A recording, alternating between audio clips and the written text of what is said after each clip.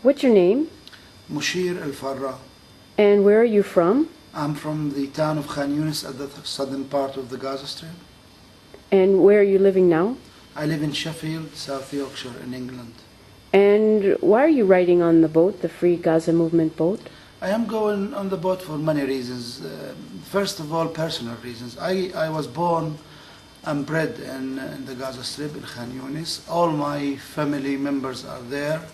My loved ones, my relatives, my friends, my childhood memories, my school, which everything in Gaza reminds me of everything that is me.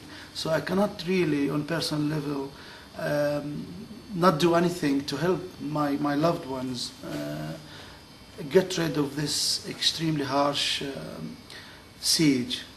On another level, which is as a campaigner for human rights and as a political campaigner, I cannot as well stand by while Israel is carrying out this very harsh siege which violates all norms of humanity. Before we talk about United Nations resolutions or international law, all forms of humanity, and then I stand by and not campaign or take some action to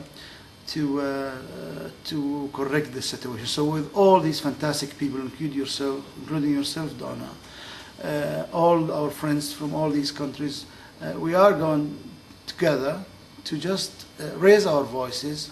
First of all, we hope that we'll break the siege physically and it will be the start of more than 1 or 2 or 10 or 100 ferries to go to the Gaza Strip, and secondly to cry loud as well against injustice and against the double standard that the world is practicing by ignoring completely the plight of the Palestinian people, and the contrary, taking part in a way in this siege by some countries like the American administration, the British government, and other European countries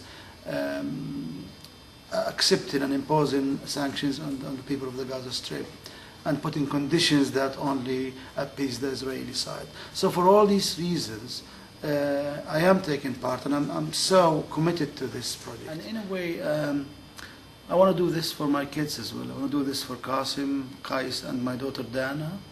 I just want them to be able to freely visit the Gaza Strip and see where their father was born and was raised, see my school, see their relatives freely without having to be subjected to this ugly Israeli occupation. And my kids always mention their uncles and aunties in the Gaza Strip, but unfortunately for 2.5 years they couldn't go now. And my daughter, she hasn't been there for a long time, although she did a day of fasting for Palestine recently, which was very sweet of her.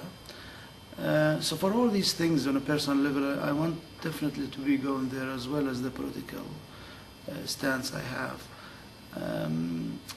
My kids adore their grandparents on their mother's side. My parents passed away, both of them. And maybe I should mention this, one of the things which have made me fired up so much is that last year in July my mother was dying in hospital for 9 days. And although I'm a British citizen and I should have the protection and the rights that everybody in the Western world have, including being able to visit his mother in his own town in a hospital which is just 300 meters from his house where he was born, I wasn't able to do that. For nine days my mom was calling my name, my other brothers and sisters, in a semi-coma, waking up. Whenever she woke up, she called for my name, and I couldn't be there with her. So I really, in a way, feel that I don't want anybody else, Palestinian or non-Palestinian, to go through what I went through, because it's still hitting me hard. Why couldn't you be with her?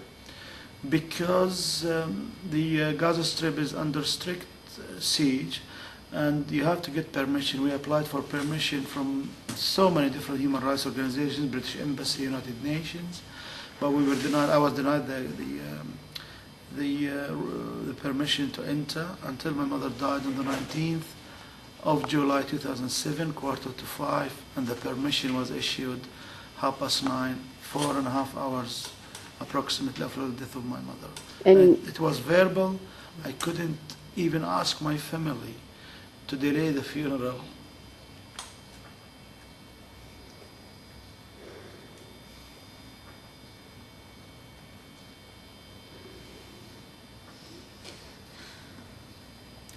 because I wasn't sure I'll be there, and Muslims bury their dead straight away. Yes. But I wasn't sure because every step of the way we were told, no, you haven't permission. Then we have to form the human rights organization, which is called Physicians for Human Rights Israel, which I salute each and every one of them for the fantastic work they did for us, because it was so good that I was able to go after the death of my mother to receive condolences as part of our culture. And I really want to thank my wife for that, because when I heard that my mother died, I was totally paralyzed. My eagerness to go just disappeared, but then my wife, Wissam, just pushed me so hard to go, and I really am grateful for her.